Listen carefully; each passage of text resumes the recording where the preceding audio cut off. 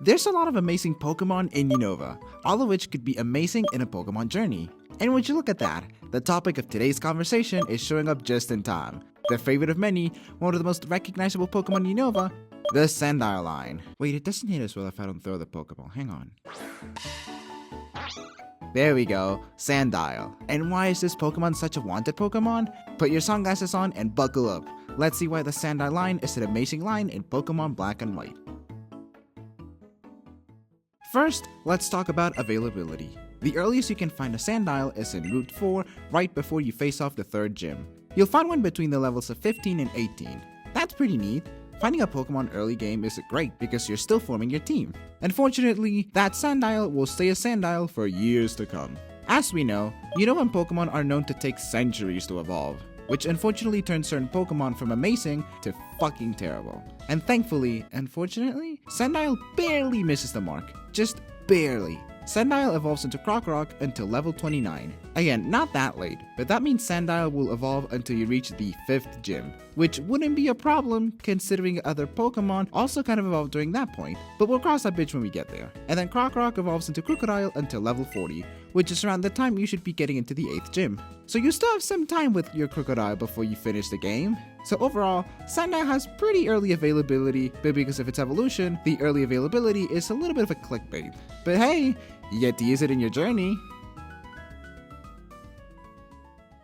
Now let's talk about stats. Let's talk about Sandile's stats first, since you're stuck with it for a long while. Now, Sandile is the true definition of a glass cannon. Amazing physical attack and speed, but terrible defenses. Look at that. That's disgusting. So realistically, you want to attack and only attack before your opponents take you down. And honestly, it works, but by the time you finish the 3rd gym, everyone and their mothers has evolved Pokemon, so your little Sandile might run into some issues. And by the point it reaches adulthood as Krookodile, it keeps the glass cannon allegations, but because its attack is so much more powerful, it doesn't run into that much issues. Yeah, you're weak to 5 types, so not great with having awful defenses, but you're so powerful that honestly, it won't even matter. Trust me, we'll cross that bridge when we get there.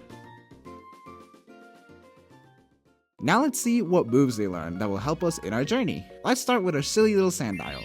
So unfortunately, Sandile doesn't really learn that many moves. It learns useful moves, just not many. So for most of the duration of your Sandile, I think the best moves that you can give it is Bite, Sand Tomb, Swagger, and Assurance. Bite to get that stab boost, and it's a solid move. Sand Tomb as well, it's the best you can get, and you do chip damage every turn. Swagger because you get to take a gamble confusing your opponents while raising their attack.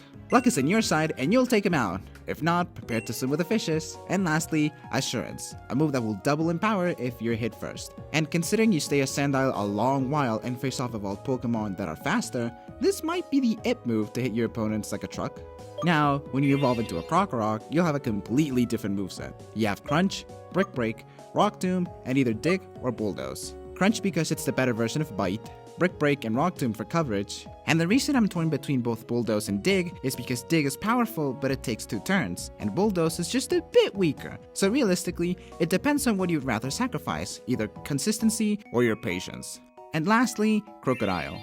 The moveset doesn't change except for 2 things. Instead of Crunch, you use Foul Play because it's more powerful, you keep Brick Break and the ground type move, and lastly, instead of Rock Tomb, you either get Rock Slide for more power, or honestly, Retaliate. The Elite Four can be a bit difficult, and a couple of Pokemon can faint, so you can use that to your advantage and hit them back like a truck. The whole point of Krookodile is using your physical attack to hopefully one-shot your opponent, so status and other types of non-attacking moves won't be great, especially with your low defense.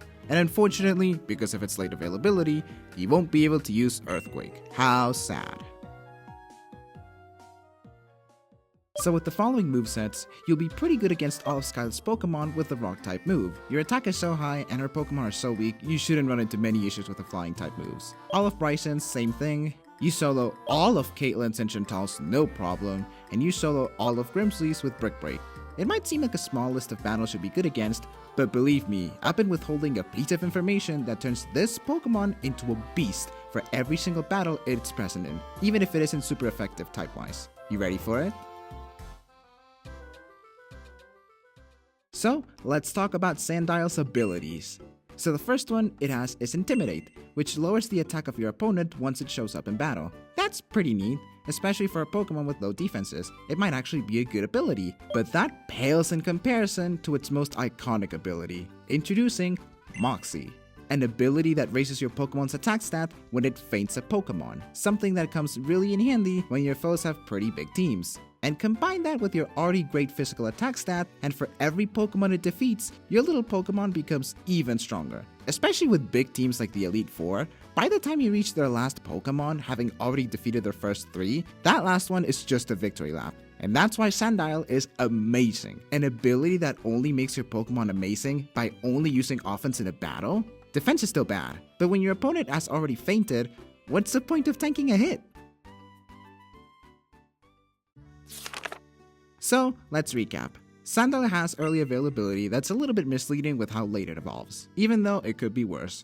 It has fabulous physical attack and speed, but terrible defenses. It has a limited but powerful move pool, but its ability Moxie is what turns the Sandile line into an amazing Pokemon to have in your team. If you're looking for a true powerhouse in your team that will solo teams, Krookodile will be your guy. Speaking of which, can y'all help me round up a couple of them? I have a lot of furniture to get out of this van, and I don't think I can handle it myself.